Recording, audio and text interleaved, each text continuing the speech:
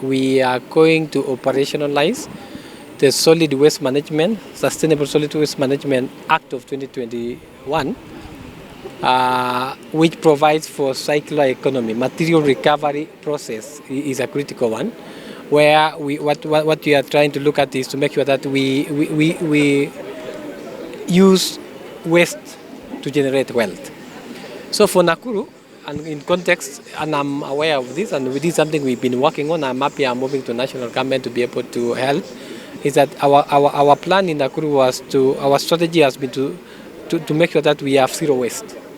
And in that respect, our plan was to decommission the Kyoto dam site and Naivasha. And we have been able to secure 25 acres of land in Kilkil, where we're going to set up the material recovery facility. Meaning, therefore, awareness creation in terms of resource recovery will have to be done, especially at the household levels, so that whatever is only not able to be reusable can be dumped in that site under landfill engineering process.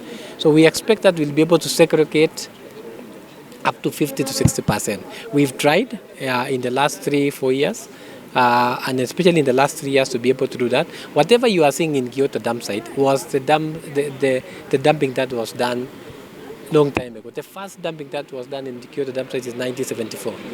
So if you look at what we do, especially working with who are private waste service providers in Nakuru, and we expect that to happen in the rollout throughout the country, is to be able to encourage county governments to develop the circular economy mind in terms of how can you be able to refuse what you don't want as citizens, reuse what is reusable, and recycle what is recyclable. So that is a strategy under solid waste management strategy, which we are going to operational. It is already in Parliament, the regulations, and we will be able to work on that in terms of delivery of the service. It is one of my first assignments as a new PS in charge of environment and climate change in the Ministry of Environment and Forestry.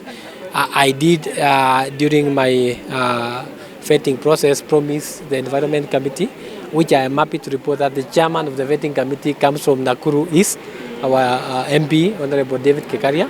So I will work closely with the Department of at the National Assembly to fast track the process. And it is something that needs to be done. You know, waste is wealth.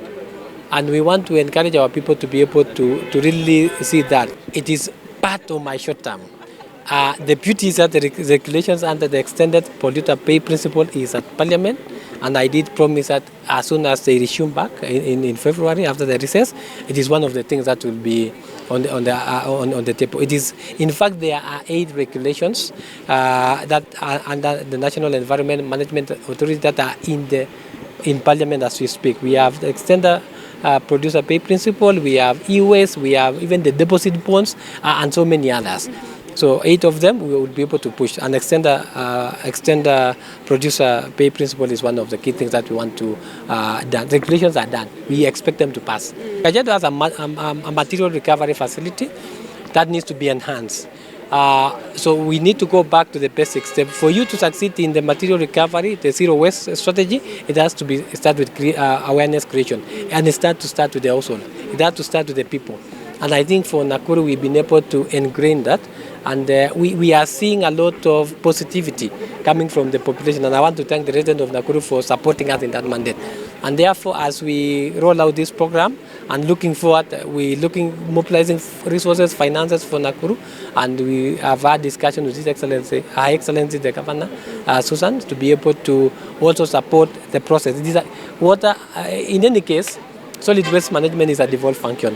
So we are just providing policy direction and strategy as national government, but you expect that the county government will take lead on the same. We don't have any option but to make sure that it happens as instructed. 15 billion trees, 300 per person. I'm happy that already, as media, you've been able to segregate and say it is 300 seedlings by every Kenyan. If we are able to do that at the house, for every Kenyan plants 300, we'll be able to take it. But now, one of the key strategies is that we just worked on the Forest Management Act and strategy to be able to roll out the plan. We have And critical is how we can be able to segregate, how to bring in the private sector, how to bring in the 4K clubs, no, the schools. And even the raising of the tree seedlings is critical for us to be able to roll out and get to that target. I know in the first 5 years we are supposed to be able to do 5 billion, Yes. and then in the next 10 years is 15 billion. We can say we can be able to do 1.5 billion every year, but the start is critical. So we are working on various models. One is also to be able to track on technology. You might have planted trees in your birthday, but we might not have picked it. So those are some of the things that we'll be able to see how that comes in. So the rollout will be in every aspect in every person's life, whether it's a wedding, a birthday, or a celebration. Kindly plan 2, 3, 4, 10 trees, and we'll be able to track that through our app that is being developed through KFS and Carefree. Secondly, as I have indicated, is private public partnership. That is so critical. Working with our schools is important in creating, inculcating that knowledge from the children as young as they are. The way we used to do it earlier on when we were young. I think that is a mandate that we need to be able to do. And and then incentivizing. One of the key things for us to be, as we do the 15 billion, that is going to earn a lot of foreign exchange and earnings to Kenya. One of the things that we are working on in cooperation also with the National Assembly is to be able to operationalize Article 6 of Paris Agreement, where we are supposed to have the compliance on carbon markets. I know it's been voluntary, but critical that needs to happen is one is how can that be validated? How can we have legal and policy framework so that it is compliant? So we want to encourage people to plant trees and see how that could be enhanced. So it's something that there's a big rollout, a massive rollout on climate change mitigation measures. You talk about the loss and damage fund that has been agreed at COP27, but we hope that they will be able to put in financing for mitigation and for also process of compensation. You are aware about the rising levels of the lakes. We need to compensate the people in Baruk, for example. But that is that's come out from the loss and damage fund, which is a global fund. We got something. At least they approved the loss and damage fund. At the negotiation, they had refused. So they have approved it with quite a number of conditions. So we expect that in COP28 we'll be able to push more. At least I know there has been, it is neither here nor there, but there is a start in everything.